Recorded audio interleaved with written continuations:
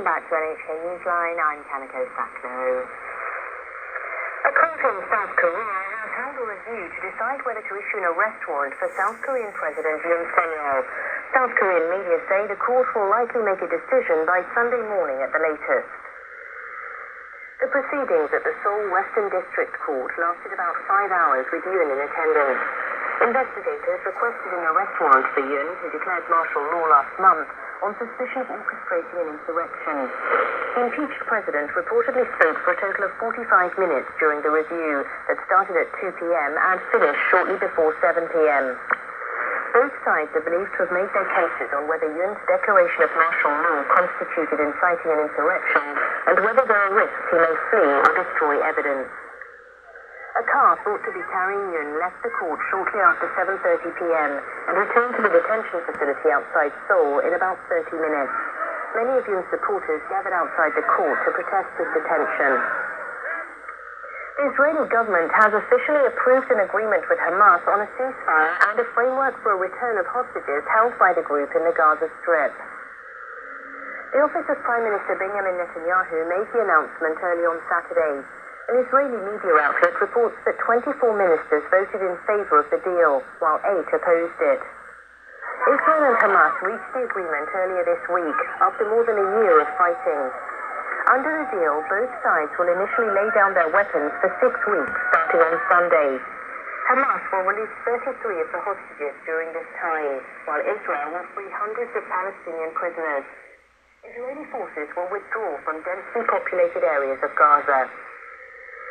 The approval had been expected on Thursday, but was delayed due to opposition by a minister from a far-right party who threatened to leave the coalition government. Russian President Vladimir Putin and Iranian President Massoud Pezeshkian have signed a comprehensive strategic partnership treaty amid their country's deepening confrontation with the West. The leaders signed a pact on Friday in Moscow. The agreement covers cooperation between the two nations in economic and security areas. At the start of the summit held before the signing, Putin said the pact will provide additional impetus to all areas of the two countries' cooperation. Pezeshkian said bilateral relations are improving every day and that the pact will further boost those ties. The treaty says the two nations will develop their military cooperation, such as by holding joint exercises. It says if one of them is attacked, the other will not give any military assistance to the aggressor. The US President-elect has announced a major change to his inauguration plans just days before he's set to take the oath of office. Donald Trump says he's going to move the ceremonies indoors due to the cold, with -6 degrees Celsius in the forecast. The Capitol Rotunda is set to be the host venue, including for his inaugural address. The parade is set to be hosted in the nearby Capital One Arena. The facility will also live-stream the ceremonies, and he'll later join the crowd there. Ronald Reagan was the last president forced to head inside for his swearing-in because of bad weather. Next Monday's inauguration is expected to be the coldest one since then.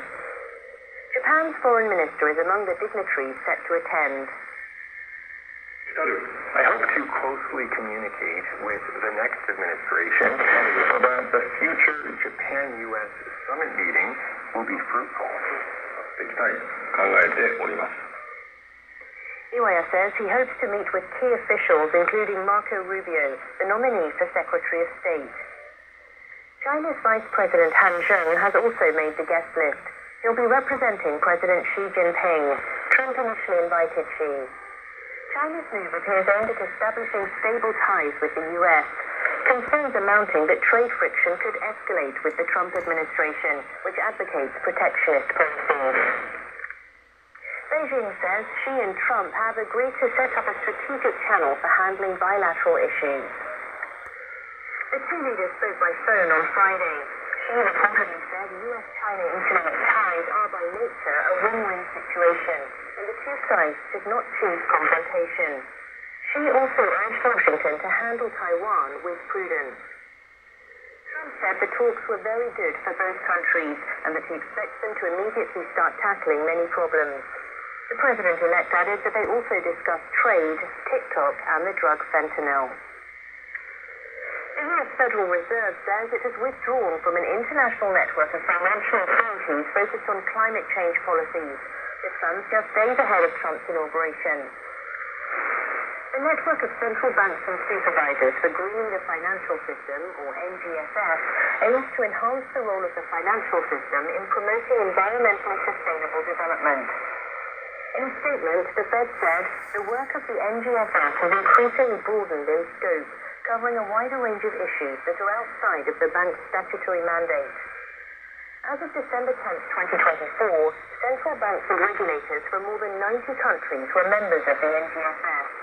The network was set up in December 2017. Chair Jerome Powell has repeatedly insisted the Fed is not a climate policy maker and that decisions about policies to address the matter should be made by the elected branches of government. Meanwhile, a number of U.S. major banks have left the Net Zero Banking Alliance, a global group of financial institutions aimed at promoting decarbonization. Bloomberg News reports departures from the alliance have been concentrated in the U.S. The report suggests that the moves reflect efforts by banks to protect themselves from intensifying political pressure ahead of Trump's return to the White House.